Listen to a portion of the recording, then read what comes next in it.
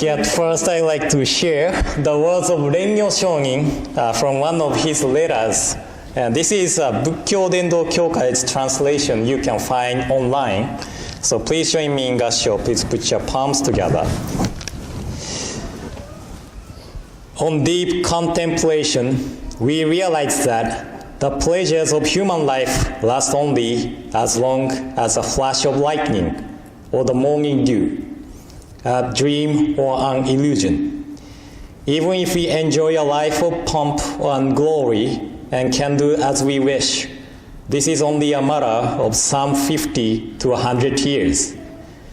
If the wind of impermanence were to come even now and summon us, would we not suffer illness of one kind or another and die? And indeed, at the time of death, no part of either the family or the wealth on which we have depended for so long can accompany us. Thus, all alone, we must cross the great river of three currents at the end of the mountain path that we take after death. Let us realize, then, that what we should earnestly aspire to is birth in the parent, that the one we should rely upon is Amida Tathagata, and that the place to which we go after faith is decisively settled is the parent of serene sustenance. Namo Amida Butsu. Namo Amida Butsu. Namo Amida Butsu. Namman Butsu. Nam. Good morning, everyone. And welcome to today's Rennyo Shonin Memorial Service. I'm sorry I made a mistake while I'm chanting Shoshinge. I don't know if you noticed or not, but I feel sorry for Rennyo Shonin and Shinran Shonin and Amida Buddha for making mistake while I'm chanting on Sunday service. But I'm really amazed that everybody followed all the way through Shoshinge. And I think Oregon Buddhist Temple is one of the temples who chant really loud in BCA, Buddhist Churches of America temples. Have you ever visited the other BCA temples? They don't chant. Right, they don't chant, right. So some temples chant really loud, but not as loud as OBT, so I'm really proud of you guys. So, today is Rennyo Shonin's memorial service, and we chanted Shoshinge because Rennyo Shonin is the one who started this tradition of chanting Shoshinge, along with Wasan poems written by our founder, Shinran Shonin. Around his time, it was common for various sects of Buddhism to admire and take refuge in their teachers, their own teachers. But Rennyo Shonin stated that our center of reverence is Amida Tathagata, so that we take refuge in Amida. And we appreciate Shinran Shonin as the founder of our tradition. We are used to looking at these scrolls of Shinran Shonin on right-hand side and Rennyo Shonin on left-hand side. But it was common to draw both Shinran Shonin and the head priest of that time on one scroll. And in 1461, Rennyo Shonin and Shinran Shonin were drew on the same scroll. But from around 1468, the scrolls of individuals have begun to create it. And now this is the common style of Hongwanji tradition. And beginning of this tradition also makes me feel Rennyo Shonin's respect to Shinran Shonin. I don't know if you know this one, but Rennyo Shonin had 5 wives in his lifetime. Not at the same time. They passed away young, and only the last wife, Rennyo, survived to see Rennyo Shonin's passing. Do you have any ideas how many children he had?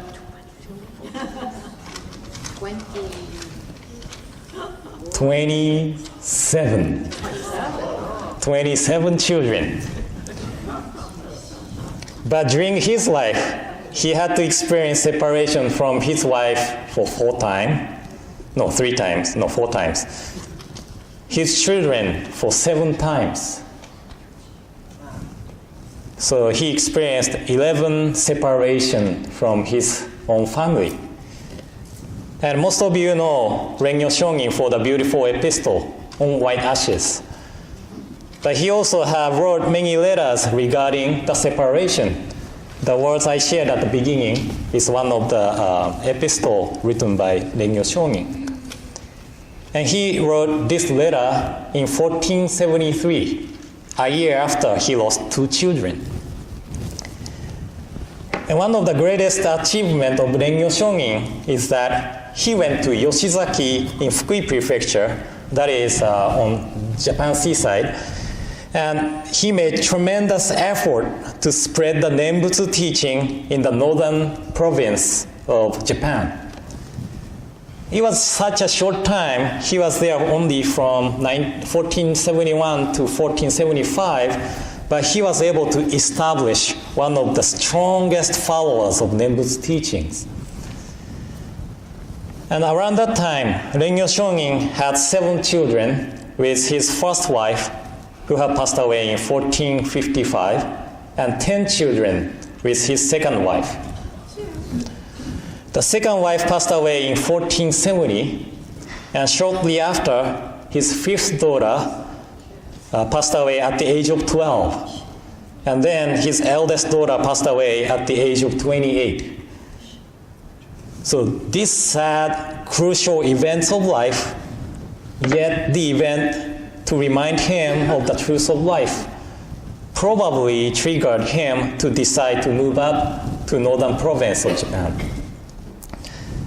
And probably he realized how truly he could not take each day for granted. He has spread the teaching in the northern province with vigor and enthusiasm. Late Reverend Jitsen Kakehashi, he expressed this with, the number of people who would come to receive Rennyo's teaching and be inspired by his faith grew like a ball of fire, thus spreading the teaching like wildfire. So people in the northern province of Japan have close feeling to Rennyo Shonin even up till now.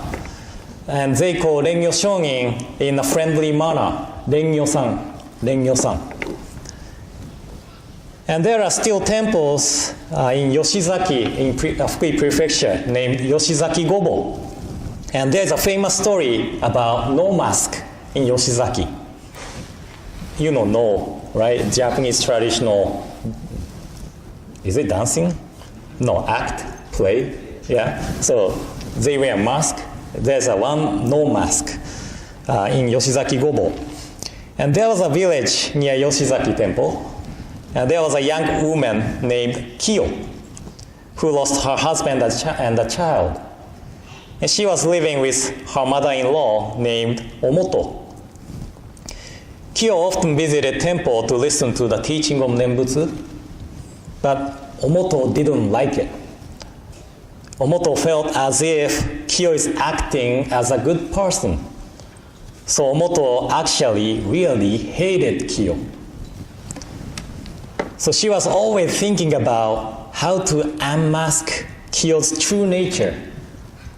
Then she found scary-looking ogress mask at home. Og, like og. So Omoto had put the mask on herself and planned to scare Kiyo by waiting on the way to the temple. Early in the morning, outside is still dark. Kiyo left the house. So Omoto forestalled Kiyo, and she was hiding herself in the woods, waiting for Kiyo to come. Then Omoto saw Kiyo coming to the temple. So she jumped out from the woods with disheveling her long hair, Of course, Kiyo was surprised, but she said, if I am to eaten, then I am to eat. If you want to eat me, then eat me. But you cannot eat my diamond-like Shinjin and trusting heart. And she ran away saying, Namanda, Namanda. Kiyo didn't go to the temple. Kiyo headed to the house. So Omoto ran to the home to beat Kiyo. When Omoto went back home, she tried to put her ogress no mask away, but it is stick to her face and could not take it off. If she pulled her mask, she felt strong pain on her face, and as if skin and flesh would come off from her face. Then Kiyo came home and surprised to see ogress in the house. So Omoto told everything, how she hated Kiyo and how she tried to scare Kiyo. Then Kiyo said to Omoto, just say Nembutsu, Nammanda butsu. Then Omoto said, Nammanda, Nammanda. Then the mask came off the face. So later, Omoto started to listen to the teaching of Nembutsu with Kiyo. So this is the story at Yoshizaki Gobo. But there's an actual mask at the Yoshizaki Gobo. When I visited the temple, head priest of the temple asked me after sharing the story, do you want to put it on?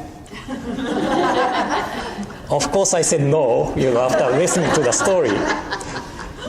But this is a famous story told at the Yoshizaki Gobo. And one thing I don't like about this story is that the mask came off after Omoto said Nammanda butsu. That makes Nembutsu as if a magical word. Sure, it said all the karmic bonds fall away if we say Namo Amida Butsu, according to Shinran Shonin. But as I said last week, it is not that I said Nembutsu, we attain birth in the Pure Land of peace. It is because the working of Amida Buddha to awake us and not to abandon us in the name Namo Amida Butsu, we are able to attain birth. So it's not me saying Nembutsu, right? But what I think as the important part of this story is that when we rely on our self-centered mind, we begin to say that I hate this and I hate that. And I always wonder why we can spend so much time on and efforts on thinking about the things or people we dislike. But this is the nature of our own.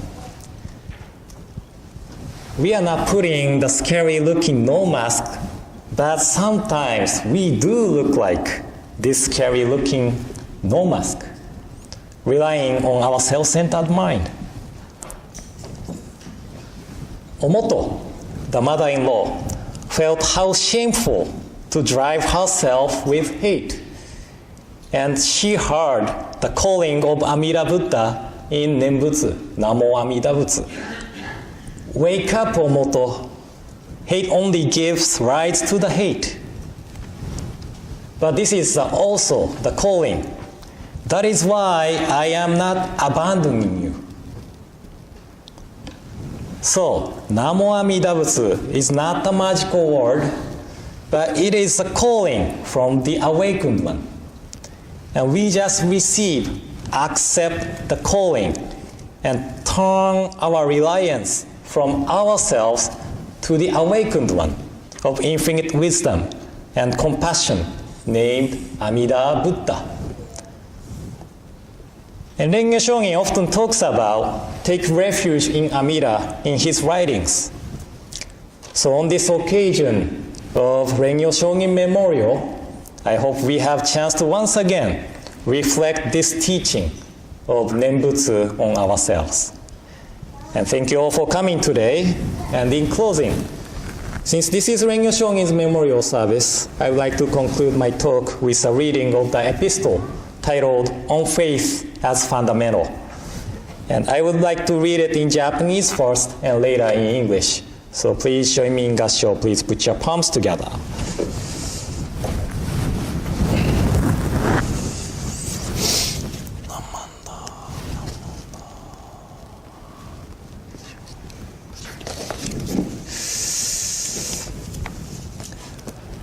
上人一流のご関係の趣は、信心のもって本とせられ、候。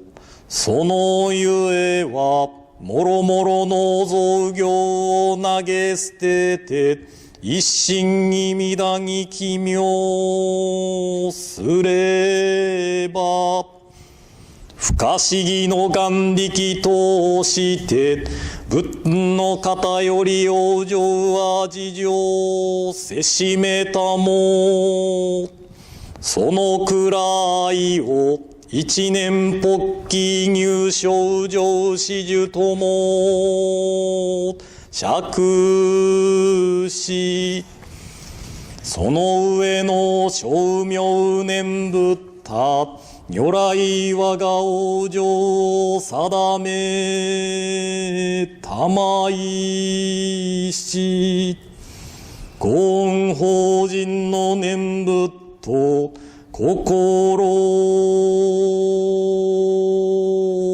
べきなり、あなかしこ、あなかしこ。On faith as fundamental. What is taught by the Master Shinran and by his school is that faith is fundamental. For when we cast away the sundry practices and single-heartedly take refuge in Amida, birth in the Pure Land is assured by the Buddha through the inconceivable working of the vow. Attaining this state is also described as entering with the awakened of the one thought moment of entrusting, the company of those whose birth in the Pure Land is truly settled.